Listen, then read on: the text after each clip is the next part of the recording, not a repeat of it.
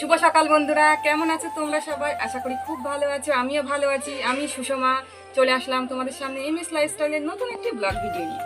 আজকে রান্না করতে করতে ভিডিওটি আমি শুরু করলাম। তা আজকে আমি উনুনে রান্না করছি। দেখো কত নারকেল পাতা রয়েছে আমাদের বাড়ির গাছে। বাড়িতে দুটো তিনখান চারটে নারকেল গাছ আছে আমাদের বাড়িতে। তা সেই গাছের পাতা মানে অনেক হয়েছে।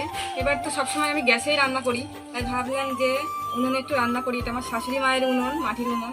তাই উনুনে একটু আমি ভাতগুলো শুধু করবো। আর দেখো নারকেল পাতা দিয়ে খুব সুন্দর জ্বলছে, কিন্তু আমি এমনিতে উনুন ধরাতে পারি না, কিন্তু পাতা দিয়ে খুব সুন্দর জ্বলছে। এখন আমি আলু সিদ্ধ ভাত করছি, শুধু ভাতটাই করবো উনুনে। আর দুপুরবেলা রান্না করব ডিমের তরকারি। সকালবেলায় মানে আগের দিন রাত্রে আমি ভাত রান্না করেছিলাম, সেই ভাত ছিল, সেটাই গরম করে দিয়েছি আমার বরকে। আর তার সাথে আমি একটা সবজি বানিয়েছিলাম সকালবেলা উঠে, সেটাই ওকে দিয়েছি, ও খেয়ে চলে গেছে। সবজির তরকারিটা আছে, আর এখন শুধু আলু সিদ্ধ ভাত করব। ছেলে স্কুলে যাবে, ছেলে আর আমি মানে আলু সিদ্ধ ঘি দিয়ে খেয়ে নেবো ভাত। আর দুপুরবেলা শুধু ডিমের তরকারি করব। তা সবটাই তো তোমাদেরকে বললাম। তারপরে জানো তো অনেক কাজ বাকি আছে, বাসনগুলো মাজতে হবে আমার এখনও। ঘরের প্রচুর কাজ আছে, ঘরটারগুলো ঝাড়টার দিতে হবে, ঘর ঝাড় দেওয়া হয়নি। তা এই যে ভাতটা আমার ফুটেই গেছে।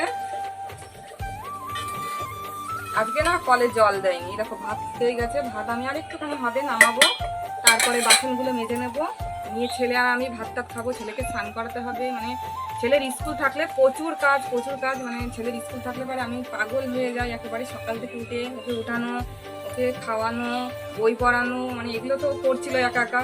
ছেলে আমার একটু বড় হয়ে গেছে, একটু একা একা করে, বই টইগুলো করে। তা আমি এইদিকে কাজগুলো করছি। আর ঠান্ডার না প্রচণ্ড ঠান্ডা পড়ে গেছে আমাদের এইদিকে, সকাল থেকে ঘুম থেকে উঠতে একটু দেরি হয়ে যাচ্ছে। তা এখন এইভাবেই কাজগুলো করছি। তা পরে আবার কি করি না করি সবটাই তোমাদেরকে দেখাবো। আর তোমাদেরকে আরও একটা জিনিস দেখিয়ে নিই। এই দেখো বন্ধুরা, এই যে সামনে আমাদের বাড়ির সামনে তো মাঠ, এই দেখো আমাদের বাড়ি, আর বাড়ির থেকে আমাদের যে মাঠ, এসে মাঠে সব ধান হয়েছিল, সেই ধানগুলো না সব পেকে গেছে। আর এইসব ধান সব কেটে, এইটা হচ্ছে খামার, এখানটায় হচ্ছে সব ধান ঝেড়েছে এই জায়গাটায়। আর দেখো বিচালিগুলো সব এই দিক দিয়ে সব রেখে দিয়েছে। তা তোমাদেরকে একটু দেখিয়ে দিলাম। মানে এই শীতের পরিবেশটা খুব ভালো লাগে, মাঠটা পুরো ফাঁকা থাকে। এবার ধান উঠে গেলে তো সর্ষে হবে, সর্ষে বুনবে, তখন মাঠটা আরও সুন্দর লাগবে দেখতে। তাই দেখো এই পরিস্থিতি। আর আমার ছেলে দেখো তোমাদের একটা জিনিস দেখাবে। তীরটা বানিয়েছে, এই যে পাটকাঠি দিয়ে তীর বানিয়েছে ও। একটু মার, তীরটা মার, দেখা, বন্ধুদেরকে দেখা। ও একা একা বানিয়েছে দেখো। আর এই যে আমার রান্নাঘর, আর এইটাই শাশুড়ি মারা থাকে, আর ওই পাশেরটা আমি গ্যাসে রান্না করি। আর ওই যে আমাদের ঘর,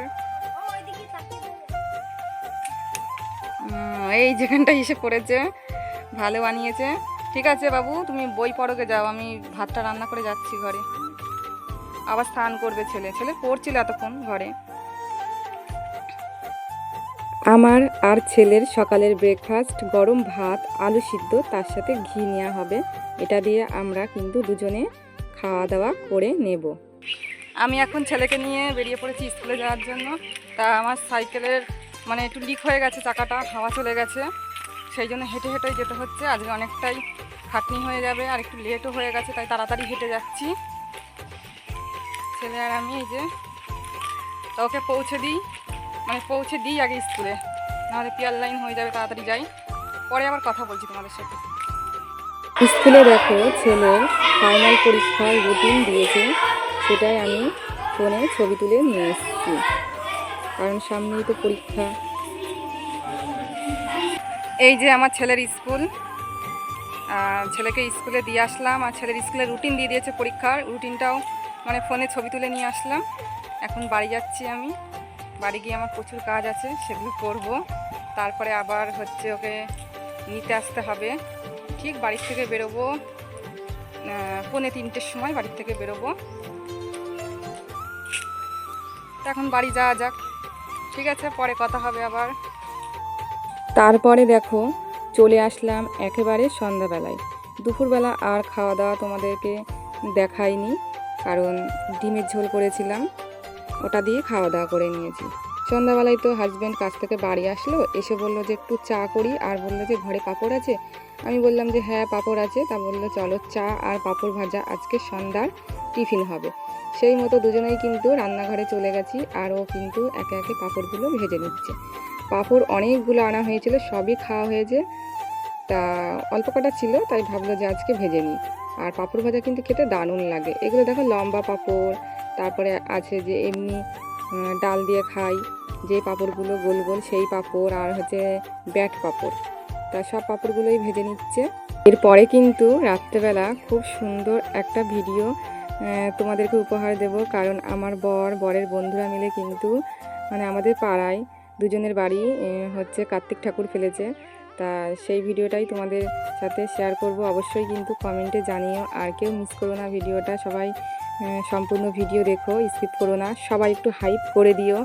আর নতুন বন্ধু যদি ভিডিওটি দেখে থাকো, লাইক, কমেন্ট, শেয়ার ও সাবস্ক্রাইব করে পাশে থেকো।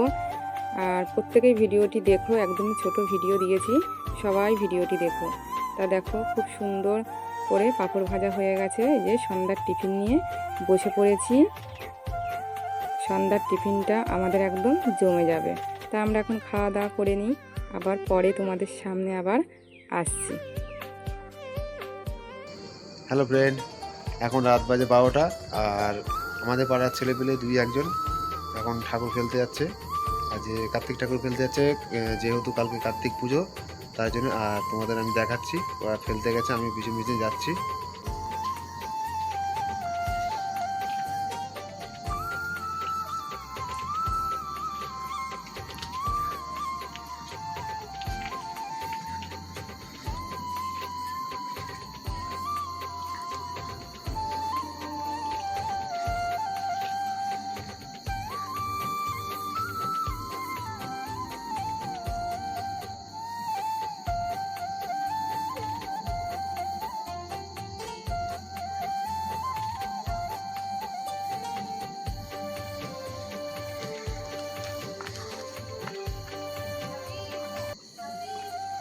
ঠাকুর ফেলা হয়ে গেছে, আর এখন সব দাঁড়িয়ে আছি। এই যে আমার বন্ধু বাড়ি ফেলা হয়েছে, আমার বন্ধু খাওয়া হয়েছে।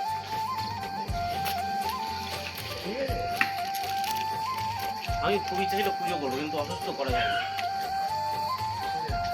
আমি বলছি আমারও ইচ্ছে ছিল। দেখি ঠাকুরটা দেখা, মুখটা দেখা, মুখটা দেখা একটু ঠাকুরের মুখটা দেখি, মুখটা একবার দেখাও। এই যে ঠাকুর এখন যাচ্ছে একজনের বাড়িতে ফেলতে। গিয়ে এসে কথা বলছি আমার সাথে।